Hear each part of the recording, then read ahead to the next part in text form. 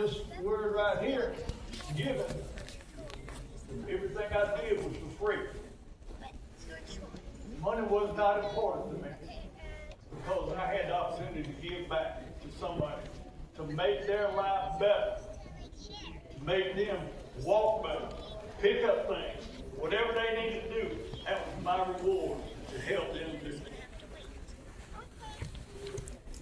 After that, I became an advocate for leukemia patients. Leukemia patients can be bad anyway from nothing to in between to death.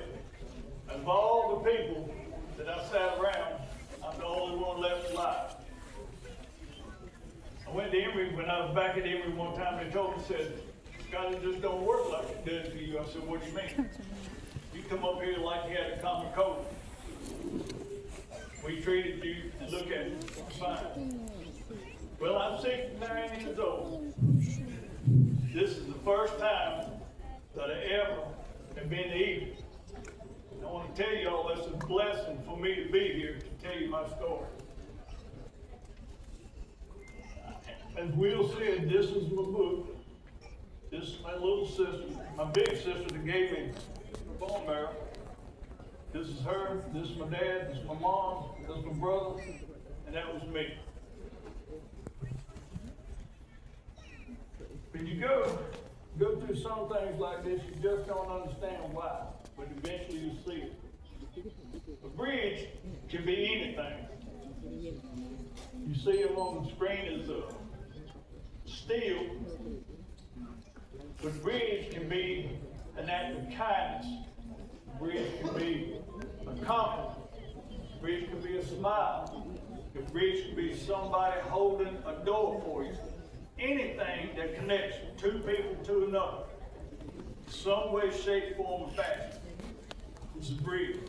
But the advocate I was talking about, when I was going through all this, I learned that there was a place here in the United States where I'm from. It's called Be the Match. It's the United States' largest donor registry.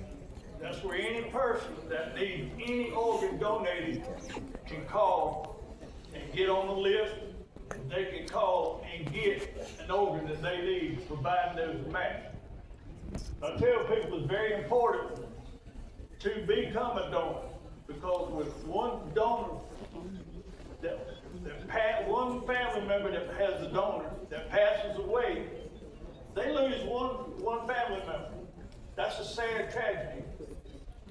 But the good part about it is they saved 8 more families, 8 more people. So when it comes to looking at the loss of one, you got 8 more people, and then you take the moms, the dads, the brothers, the sisters, aunts, uncles, cousins, and all. How big a family you got now for the loss of one? Very big. That's what giving's all about. To wind this up, we was talking about my book, the nonprofit organization. I went back to my hospital just to have peace. I got peace with the room. I don't know if y'all can understand this, but there's a feeling pulling me. I went up there and I looked at the room and I thought about everything that I went through. What I couldn't eat, what I couldn't drink, what I couldn't do anything. But I made peace with it. I said, I beat y'all room. You didn't get me. So in doing so, I met a lady. I turned this way, turned left, took 2 steps, and looked in the door. And I met a lady. There was a young lady laying in the bed. Sound asleep, head slick as a peeled onion. Her mother came out. That was the lady I was talking to. She asked me, she said, "Sir, can I help you?" I said, "No, ma'am." I said, "I'm just looking at this young lady right here." She said, "That's my daughter." I said, "Well, ma'am, I'm sorry for your daughter's loss, or for you, because I've been in her shoes right here in this room 6 years ago. As we talked for a few more minutes, I told her, ma'am, I got to go home. I got a long ride. Would you give me a telephone number? Let's exchange numbers. I really want to know how your daughter does. She did. She called me later on, a couple weeks later, and said her daughter passed away. Well, through that tragedy came the blessing of Scott's story, to get to life through giving. Her daughter could not tell her story, but she made sure I could.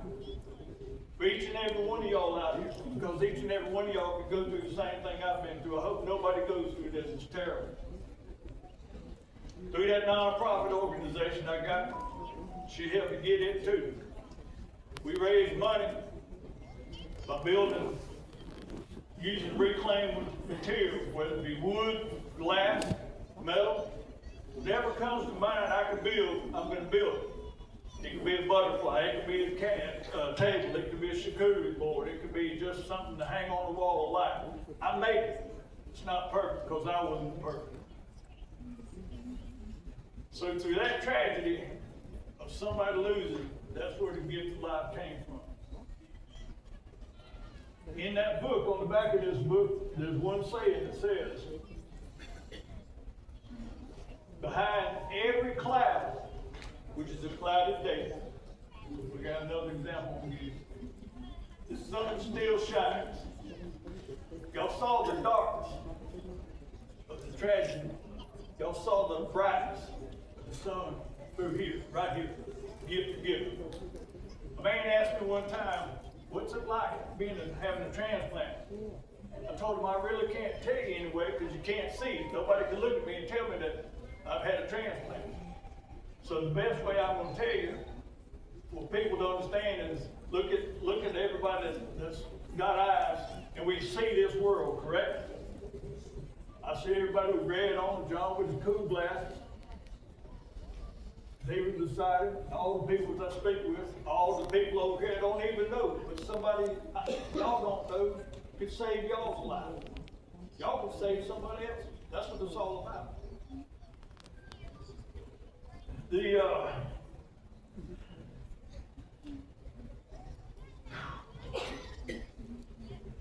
The act of giving has been the best thing I've ever done in my life. The joy of giving. That the blind people was the example I was telling you about. They see light, they see their life through a darkness, or touch, or smell. I would be now, instead of being the speaker, I'm going to a little bit different. Young man, do you mind if I use you for a minute? Just as an example, just to show, I don't want you to do that. I'm going to tell you what it's like. If this man here was blind, he saw this right here. Close your eyes, that's what you see. Now in his dark, the person beside him passed away. He gave this man his eyes, the corneas. So now, say 6 weeks after the transplant, you're like this, still can't see. The doctor tells you you're going to take the patches off. You take your patches off. He says slowly, as slow as you can, don't open up your eyes.